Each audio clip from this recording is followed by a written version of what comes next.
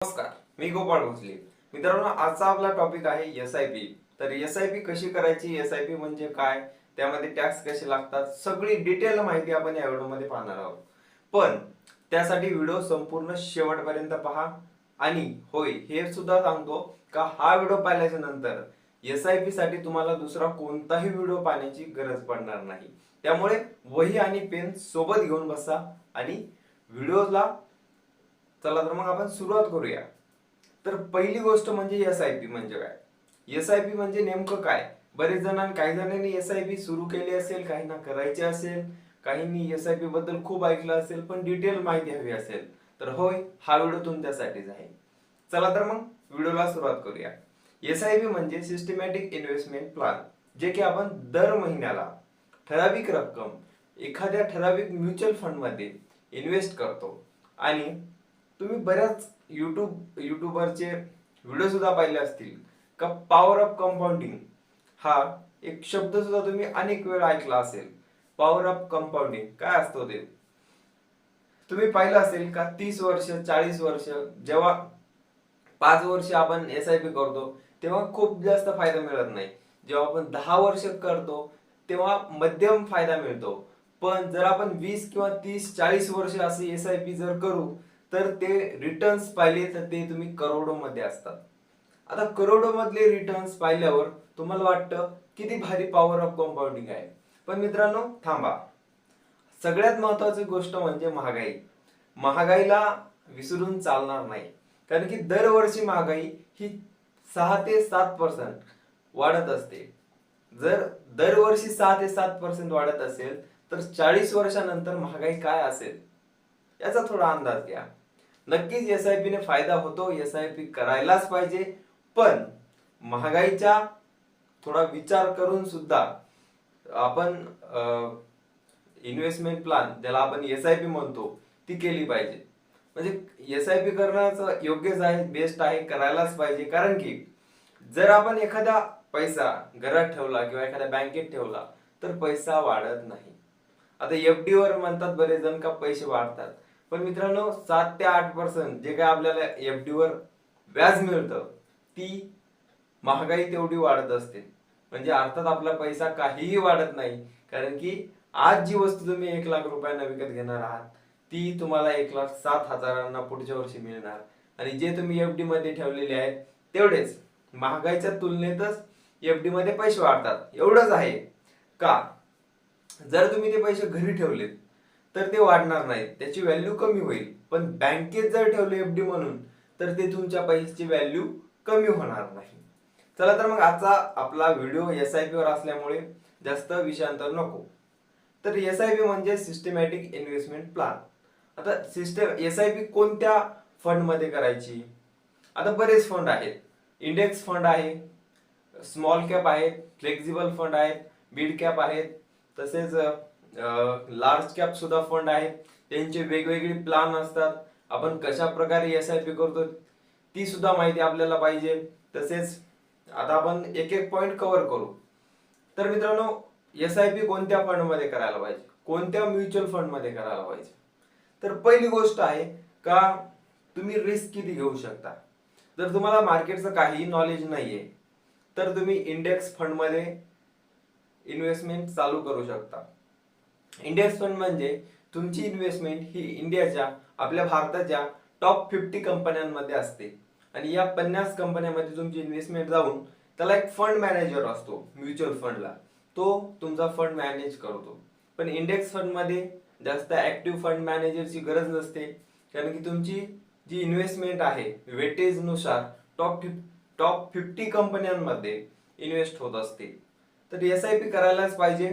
पण थोडी एस-आय-पी ची जर माहिती घेतली तर आपण लाखो रुपयांचं होणारं नुकसान हे वाचवू शकतो. अर्थात आपण लाखो रुपये पैसे वाचवू शकतो. ते कसे समोर पाहूयाच.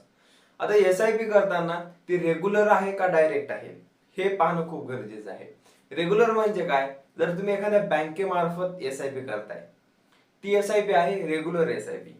आणि जर तुम्ही डायरेक्टली आपण एखाद्या ब्रोकरेज ऍप मध्ये डीमॅट अकाउंट उघडून डायरेक्टली एस-आय-पी करताय तर ती आहे डायरेक्ट एस-आय-पी. आता या दोन्ही एसआयपी मध्ये काय फरक आहे, तर आता रेग्युलर एसआयपी मध्ये 1% कमिशन लागू शकतं. 1% हे खूप मोठं कमिशन आहे मित्रांनो. 1% छोटं नाही, कारण की जी 40 वर्षानंतर आपली अमाऊंट असेल ना, ती करोडो मध्ये असेल, आणि ती करोडो मधल्या अमाऊंटच्या 1% म्हणजे सुद्धा लाखो रुपयांचं 1%चं आपल्याला कमिशन हे त्या बँकेला द्यावं लागतं. त्यामुळे आपण जी एसआयपी करतोय ती डायरेक्ट असणं गरजेचं आहे. तर चला तर मग दुसरा पॉइंट पाहूया. ती एसआयपी ग्रोथ प्लॅन आहे. आता एसआयपी एकच, पण तो म्युच्युअल फंड एकच, पण ग्रोथ प्लॅन आहे का बोनस प्लॅन आहे हे पाहणं खूप गरजेचं आहे. आता ग्रोथ प्लॅन आणि बोनस प्लॅन मध्ये फरक काय, तर मित्रांनो ग्रोथ प्लॅन जो असतो ना, आता समजा मी इंडेक्स फंड मध्ये इन्व्हेस्ट केले, आता माझी इन्व्हेस्टमेंट टॉप 50 कंपन्यांमध्ये झाली. आता ते 50 कंपन्यांमधल्या काहीतरी डिव्हिडंड जाहीर करतात. आता डिव्हिडंड म्हणजे काय, तर डिव्हिडंड म्हणजे कंपनीला झालेला नफा हा त्या प्रमाणात शेअर होल्डरला वितरित केला जातो, त्याला म्हणतात डिव्हिडंड. आता टॉप 50 कंपन्यांमधल्या काही कंपन्या आता डिव्हिडंड जाहीर करतील, आणि डिव्हिडंड जाहीर केल्याच्या नंतर तो पैसा फंड मॅनेजरकडे येईल, डायरेक्टली आपल्याकडे नाही, कारण की ते शेअर्स कंपनीचे फंड म्युच्युअल फंड मध्ये आहेत, डायरेक्टली आपल्याकडे नाही. मग ते पैसे जे असतात डिव्हिडंड मधून मिळणारे, ते जर तुम्हाला मिळत असतील तर तो आहे बोनस प्लॅन. आणि तोच पैसा जर म्युच्युअल फंडचा AUM ऍसेट अंडर मॅनेजमेंट साठी वापरण्यात येत असेल तर तो आहे ग्रोथ प्लॅन. आता जर तुमचे पैसे रॅपिडली वाढायचे असतील तर ग्रोथ प्लॅन खूप गरजेचा आहे. चला तर मग तिसरा पॉइंट पाहू. मित्रांनो तिसरा पॉइंट आहे एक्झिट लोड. आता एक्झिट लोड 1 ते 4% दरम्यान असतो. म्हणजे एक्झिट लोड जेव्हा तुम्ही एसआयपी एक्झिट करता तेव्हा एक्झिट लोड लागतो. बऱ्याच म्हणजे मॅक्झिमम म्युच्युअल फंडला 1% असतो, काहींना 0 सुद्धा आहे, आणि काहीला 3 ते 4% सुद्धा एक्झिट लोड आहे. त्यामुळे एसआयपी सुरू करण्याच्या अगोदर हा एक्झिट लोड तपासणं खूप गरजेचं आहे. तर मित्रांनो एक्झिट लोडच्या नंतर आता आपण पाहूया एक्सपेन्स रेशो. आता म्युच्युअल फंड आहे, आता म्युच्युअल फंड असल्यामुळे त्याला फंड मॅनेजर्स आहेत आणि त्यांचा एक्सपेन्स सुद्धा असतो. मग त्या एक्सपेन्स रेशो काय आहे हे पाहणं एसआयपी ला सुरुवात करण्याच्या अगोदर गरजेचं आहे. कारण की जर आपण इन्व्हेस्ट करतो 1,00,000 रुपये आणि त्याचा एक्सपेन्स रेशो जो 2% असेल तर तुमचे 98,000च इन्व्हेस्ट होतील. 2,000 त्या म्युच्युअल फंडचा एक्सपेन्स असेल. त्यामुळे जेवढा कमी एक्सपेन्स रेशो तेवढा तुमचा कॅपिटल रॅपिडली ग्रोथ होऊ शकतं. तर त्याच्यानंतर आपण पॉइंट पाहूया टॅक्स. आता एक्झिट लोड पाहिला आपण, आतापर्यंत कोणत्या गोष्टी पाहिल्या आपण त्यावर थोडी नजर टाकू. पहिली गोष्ट म्हणजे एसआयपी म्हणजे काय, एसआयपी चे प्रकार कोणते, direct SIP, regular SIP, growth plan, bonus plan, त्यानंतर एक्झिट लोड आणि एक्सपेन्स रेशो. आता आपण पाहूया टॅक्सेस. आता समजा तुम्ही 6 महिने एसआयपी केली आणि तुम्हाला काही रिटर्न मिळाले 5%, 10%, 15%, 20% काय असेल ते, आणि तुम्हाला ती एक्झिट करायची, तर काय होईल, तर तुम्ही एक्झिट केल्याच्या नंतर तुम्हाला टॅक्स लागेल. जर ती अमाऊंट अर्थात ते तुमचं प्रॉफिट हे 1,00,000 रुपयाच्या वर असेल, तर 1,00,000 रुपयाच्या खाली असेल तर कोणतेही टॅक्स लागत नाही. एका वर्षाच्या आत कॅपिटल विथड्रॉ केलं म्युच्युअल फंड मधून तर तुम्हाला, आणि ते कॅपिटल हे तुमचं 1,00,000च्या वर असेल, प्रॉफिट म्हणतोय मी फक्त, जर तुमचं प्रॉफिट 1,00,000च्या वर असेल तर तुम्हाला टॅक्स लागतो एसटीसीजी. एसटीसीजी म्हणजे काय, short term capital gain. Short term capital gain हा 15% लागतो. जर तुम्ही 1,00,000 रुपये जर प्रॉफिट कमवलं तर तुम्हाला 15,000 रुपये ऍज अ टॅक्स सरकारला द्यावे लागतात. याला म्हणतात short term capital gain tax, अर्थात एसटीसीजी.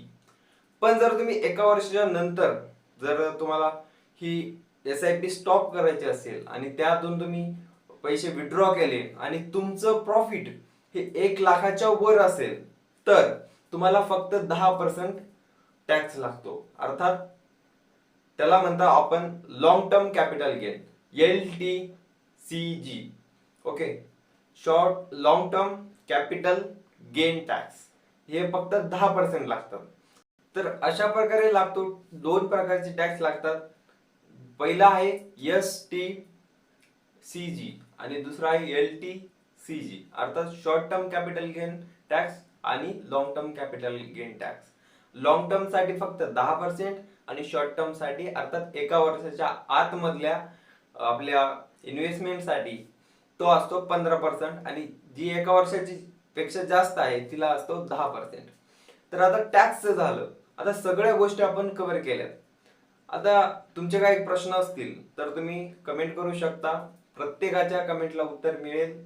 तर मित्रांनो, हा व्हिडिओ शेवटपर्यंत पाहिल्याबद्दल खूप खूप धन्यवाद. भेटूया पुढील व्हिडिओमध्ये. आणि तुम्हाला कोणत्या टॉपिकवर व्हिडिओ हवा आहे ते तुम्ही कमेंट करू शकता. आणि व्हिडिओ कसा वाटला हे प्रत्येकानं सांगायचे. चला तर मग भेटूया पुढील व्हिडिओमध्ये. व्हिडिओ संपूर्ण पाहिल्याबद्दल खूप खूप धन्यवाद. शिका आणि कमवा.